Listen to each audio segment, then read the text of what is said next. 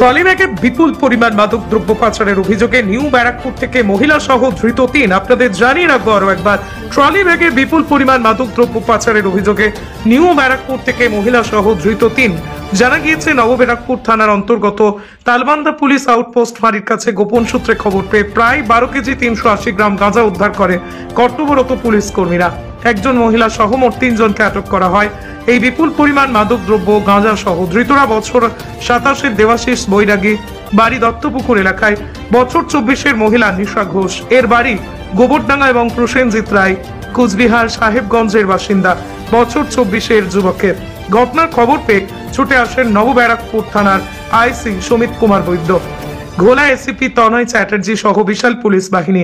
সোমবার বাজেয়াপ্ত গাঁজা সহ দুষ্কৃতীদের আদালতে ম্যাজিস্ট্রেট হাজির করার আগে নব ব্যারাকপুর থানায় সাংবাদিকদের মুখোমুখি হয়ে ঘোলা এসিপি তনয় চ্যাটার্জি জানান, গোটা ঘটনার তদন্তে নেমেছে পুলিশ।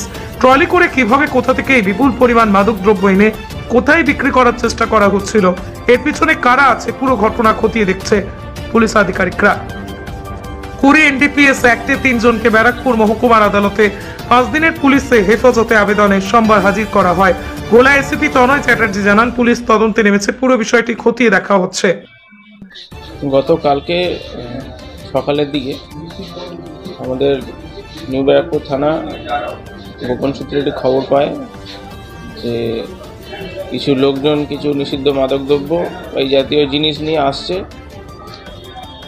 এই সূত্রে খবর পেয়ে লোকাল থানা যায়। লোকাল থানা গিয়ে সন্দেহজনক 3 জন ব্যক্তিকে আটকাতে তাদের কাছ থেকে আমাদের প্রায় 12 কেজি মতো গাঁজা উদ্ধার হয়েছে। খুবই অ্যাক্টিভলি নিউ ব্যারাকপুর থানা প্রম্পটলি ব্যাপারটাকে হ্যান্ডেল করে এবং ফাইনালি ওনাদের কাছ থেকে ওই জিনিসটা আমরা উদ্ধার করতে পারি। 3 জনকে অ্যারেস্ট করা হয়েছে, তার মধ্যে একজন নর্থ বেঙ্গলের রয়েছেন। 3 জন এখানে নিয়ে এসেছিলেন ওটাকে কোনোভাবে কাউকে দেওয়ার জন্য বা বিক্রির জন্য, সেটা আমরা ভেরিফাই করছি। ইনভেস্টিগেশন চলছে যে কাকে দেয়া হয়েছিল বা কাকে দেওয়ার কথা ছিল বা এরম জাতীয় যদি বিষয় থাকে। তো পুরোপুরি প্রসেস কমপ্লিট করা হয়েছে অ্যাজ পার ল, এবং আমরা এই বিষয়ে যথেষ্ট সচেতন থাকছি এবং অ্যাক্টিভ থাকছি যে যাতে ভবিষ্যতে এই ধরনের কোনো ক্রাইম হলে আমরা সেটাকে প্রিভেন্ট করতে পারি। বাকি 2 জন সাউথ বেঙ্গলেরই রয়েছেন লোকালে। না, এই থানা এরিয়ার নয়, বাইরের আর কি, সাউথ বেঙ্গলের। আমরা এখন পুরোটা রিভিল করছি না, কারণ সেটাতে অসুবিধা হতে পারে।